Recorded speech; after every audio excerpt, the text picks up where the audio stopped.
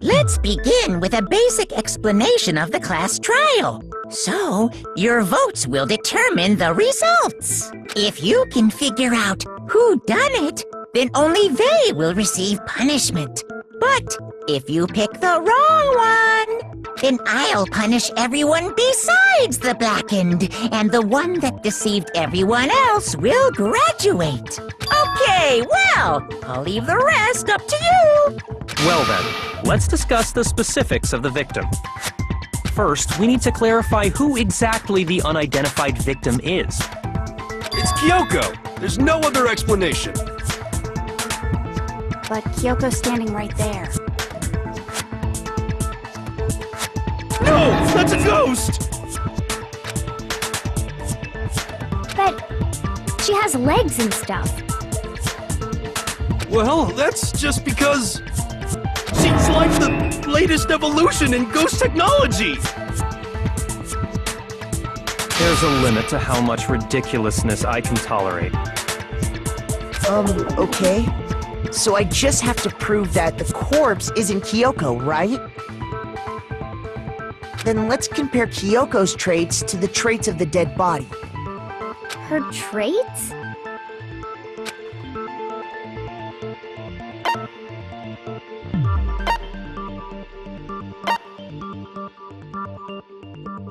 I got it! I'm talking about her gloves.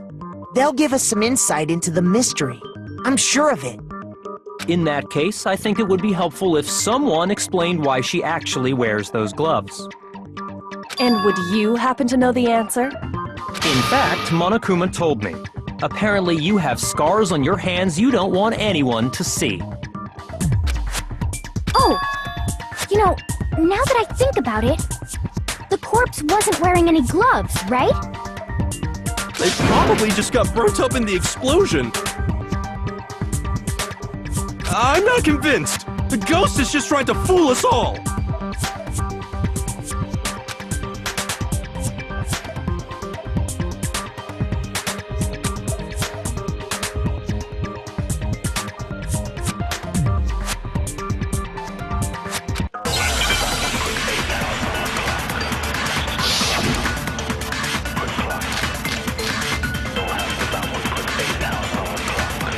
That Kyoko there is just a ghost! Impossible. Okay, then prove it! Prove she's not a ghost! The dead body wasn't wearing gloves. They got burnt up in the explosion! Then she was wearing gloves before the explosion? Well, yeah, she must have been wearing gloves. Because that corpse is absolutely Kyoko! This entire discussion is idiotic.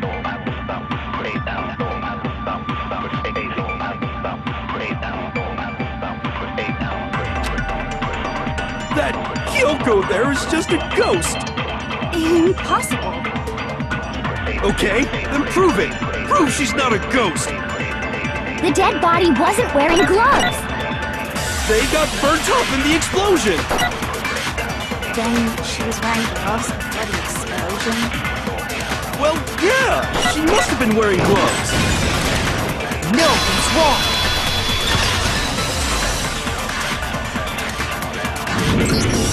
No, there's no way the corpse was wearing gloves. Whoever it was, they were wearing fake nails, remember?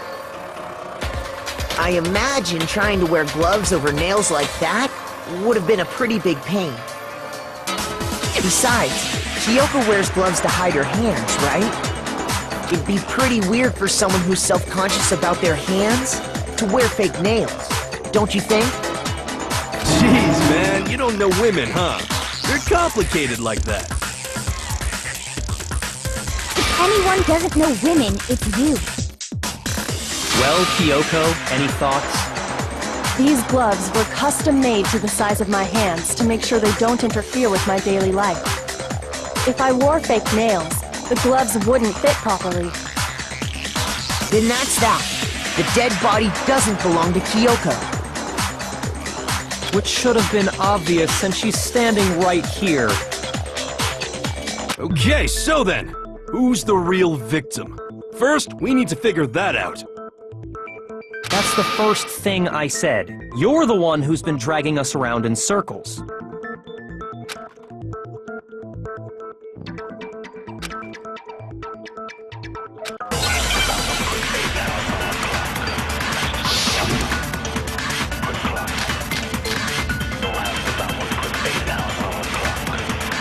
If Kyoko really is still alive, then who died? There's gotta be some way to figure it out. I don't think so. The face was scorched beyond recognition. And there wasn't any description in the Monokuma file. Well, if we can't identify the body... Then there's nothing else we can do, right?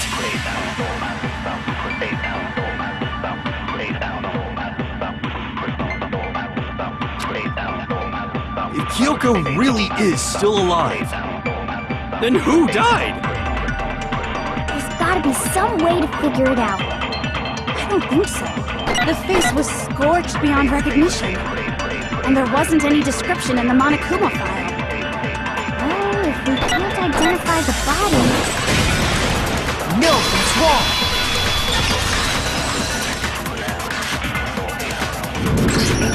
There was one clue left behind that we can use to identify the body. What? For real?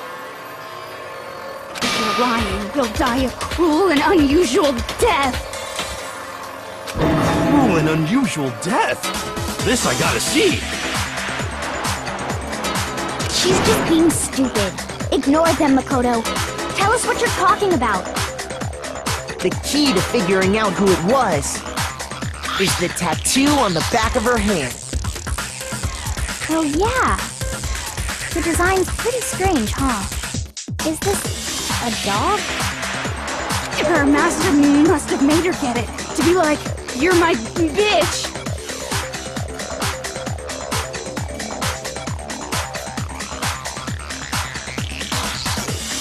Seriously? They really did something that humiliating? No, that's not it. The identity of the victim is hidden within that tattoo. Oh, really?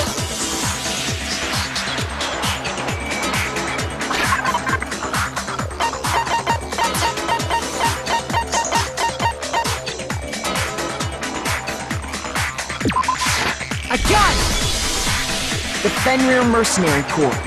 That's the name of the military group Mukuro Ikusaba belonged to.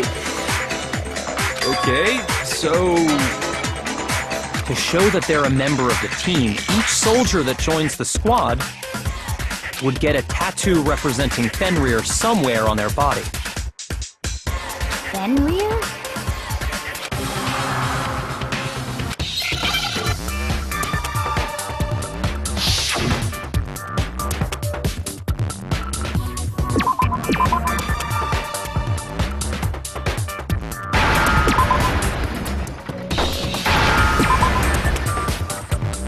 Now I understand! The representation of Fenrir is a wolf. Fenrir, the Wolf of Ragnarok. It's from Norse mythology. A huge, world-ending wolf beast. He's the child of the trickster god Loki, and a female giant. Man, after all this time, we finally got a glimpse of the literary all-star. A wolf tattoo. And that means... Exactly. The body we found had a tattoo of a wolf. Which means that person must have once belonged to Fenrir. So it must have been Mukuro. What? Hold on. Isn't she the one that was behind this whole thing? You sound surprised, but you're absolutely right. Yes, indeed. The trial this time is to solve the murder of Mukuro Ikusaba. Are you saying the mastermind is dead? And now we have to have a cool last trial? No. It means we were wrong in thinking that Mukuro was the mastermind at all. But I mean, being the ultimate despair seems like a pretty mastermindy title to me. Maybe we shouldn't have been thinking of her as the ultimate despair in the first place. After all, looking at her profile, I didn't see anything that would fit such a description. All it said was that she was the ultimate soldier. If I remember correctly, that other information came from... Kyoko. That's what you told Makoto, right? So that means Kyoko got it wrong? And who was she? Who was Mukuro Ikusaba? She's been gone this whole time, and when she finally turns up, she gets killed. Usually when there's a scene where an important character dies, it has a lot more detail. So you're saying she wasn't an important character? Which would mean she was the same as us, just another participant. Then who's the real mastermind? It must have been the Hope's Peak Academy headmaster after all. No, the headmaster has nothing to do with it. But how can we trust that? We already know your information about Mukuro was wrong. My information was not wrong. Okay. We're in the middle of a trial right now. Figuring out who killed Mukuro is first and foremost. Please limit all future prattle, chatter, and chit-chat as much as possible. Fine. Uncovering the identity of the mastermind will have to wait. But remember this. No matter what happens, we will find out who you really are. I stake my family name on it. I have officially decided to completely ignore all such attempts at provocation. Now then, just so nobody's confused, let me state this one more time for the record. The reason we're having a class trial is because a murder among the students has taken place. Hammer that point straight into your big ol' brains! What you're saying is that both the victim and the culprit are part of the student body? Then, one of us killed Mukuro? Wait, no! There's a chance that there's some mystery 17th person who's been hiding all along! Nope! There are only 16 students in total that have been taking part in these events. Seriously? Then, one of us killed Mukuro? Who did it? Who's the killer this time? Get a hold of yourself. We've already narrowed down the list of possible suspects. Huh? I'm sure you realize who I'm talking about, right, Makoto? Who the evidence points to?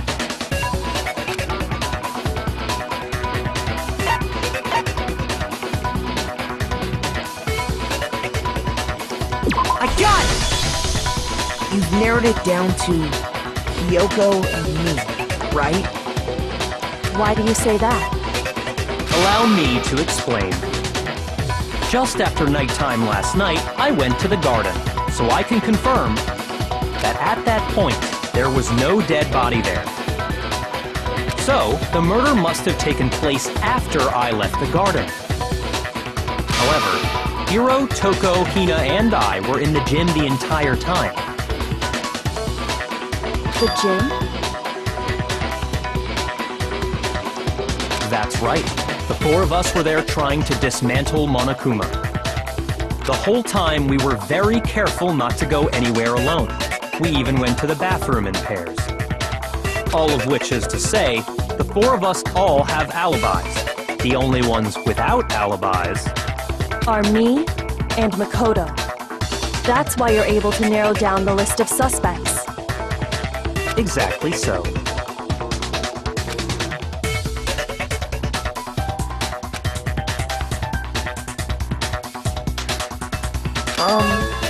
I have something I'd like to say regarding the whole alibi thing. Are you thinking of raising an objection? Well, before that, I just want to try and get a better idea of what time the murder took place. Doing that might reveal some kind of clue. Whatever you want. Somebody go ahead and help him out. Me and Byakuya can both confirm that the body wasn't in the garden at... Well, it was after nighttime for sure. I'd say it must have been around 10 o'clock.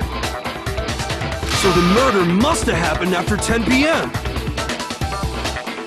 Then I guess we can say the time frame for the murder was between then and when we found the body? Oh, but what time did we find the body? The one who saw the body first was Toko, right?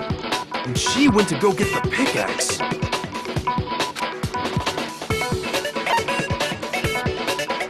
I got it! The body must have been discovered at 9 a.m., since that's when Toko went to get the pickaxe.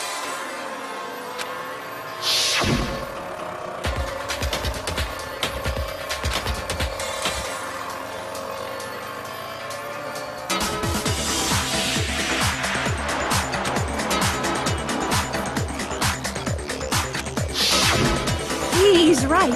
It had to be around then.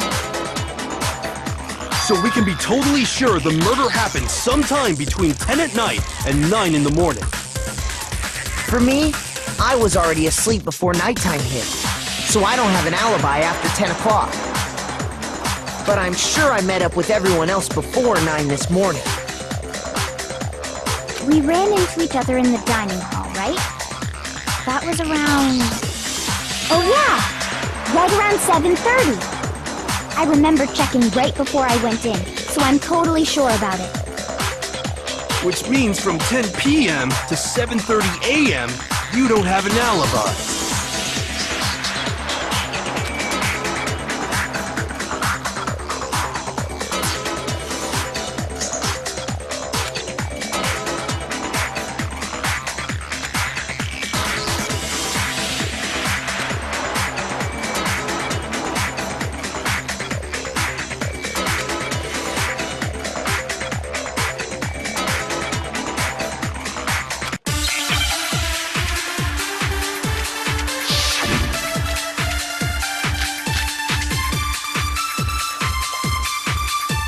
We've established a time frame for the murder. It took place somewhere between 10 o'clock at night and 9 o'clock in the morning. Yep, and Makoto doesn't have an alibi for most of that time. Yeah, from 10 o'clock to 7:30. That's more than enough time to commit murder, I should think. So Makoto, if you have any objections, now would be the time.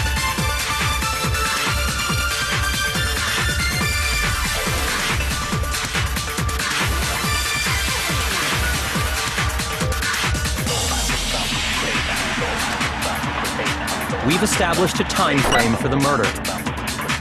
It took place somewhere between 10 o'clock at night. No, it's wrong!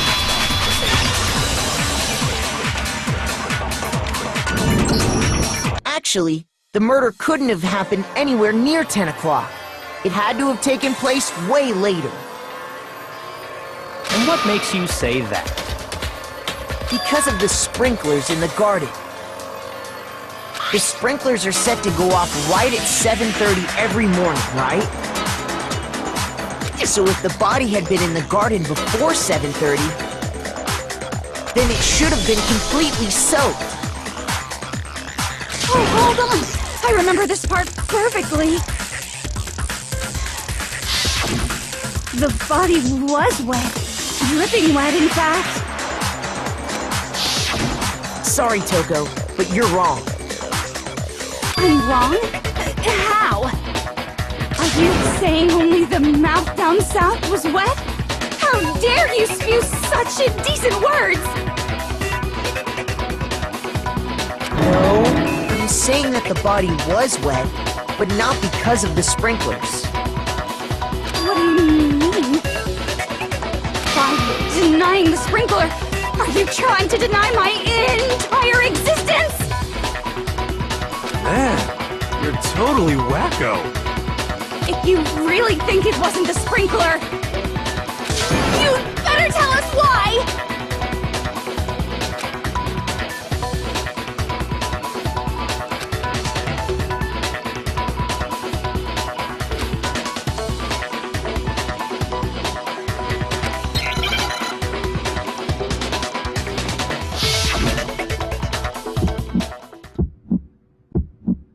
I admit nothing. I hate you. No, no, no! I don't know anything! Hold on! Are you trying to blame me? I admit nothing. I hate you. No, no, no! I don't know anything! Hold on!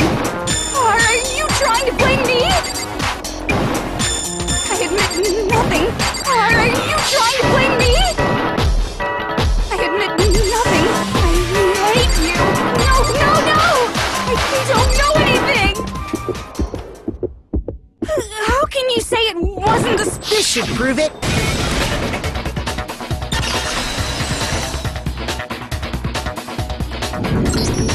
Just remember what the body was like after the explosion, and you'll see why it wasn't the sprinklers. The top half of the body was wet, yes, but the bottom half was completely dry. If the sprinklers got the body wet, shouldn't the whole body have been wet? So they only got the top wet? The bottom was completely dry? What a brutal maniac! I'm so sick of her. Let's just move on. The reason only the top half was wet was because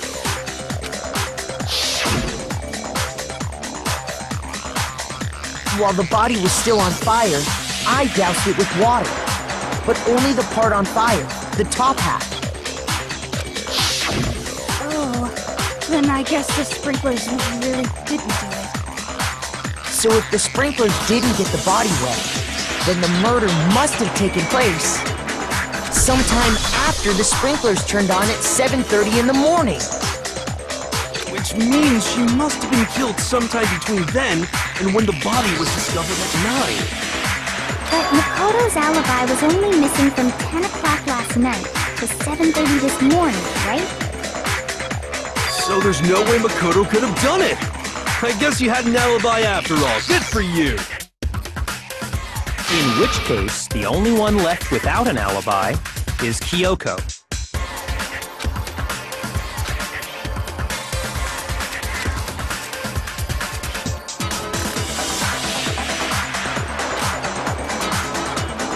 I'd just like to say one thing.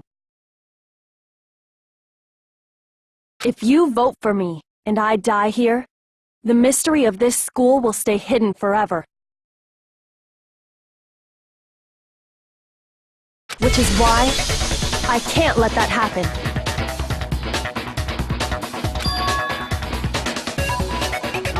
So are you saying you're not the culprit? Of course I'm not. I have no reason to kill anyone. This is a trap the mastermind has laid for us. A trap? into the game and now you decide to blame me?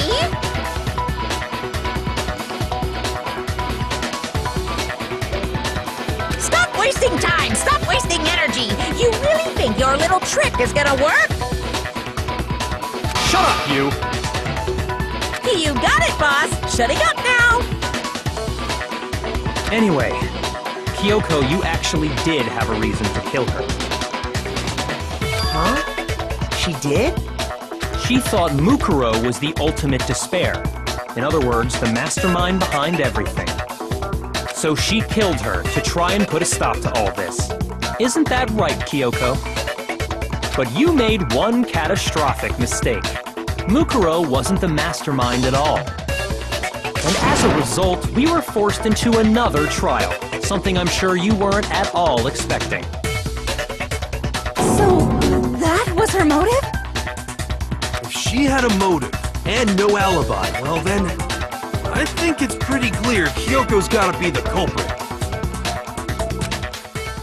I'm not the only one without an alibi. Makoto's explanation is still insufficient. Huh? The sprinklers didn't get the body wet, but that doesn't mean the murder happened when he said it did. What are you... Because you see, there is a way the body could have avoided getting wet. Interesting. I'm listening. All it would take is covering the body with a certain something to keep it from getting wet.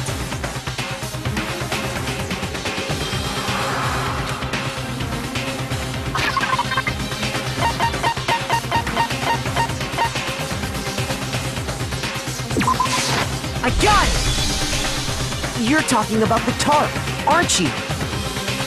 You catch on quick. You're right. All you'd have to do is cover the body with the tarp, and that'd take care of the water. In fact, that's exactly what the killer did.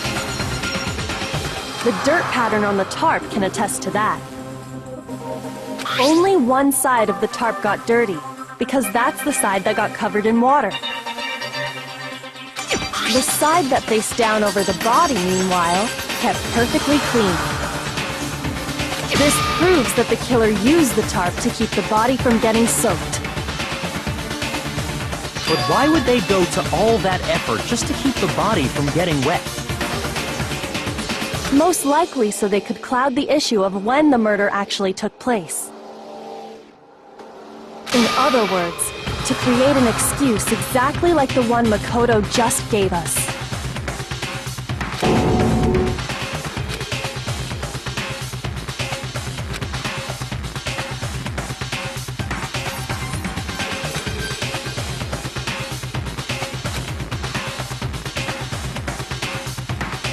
What?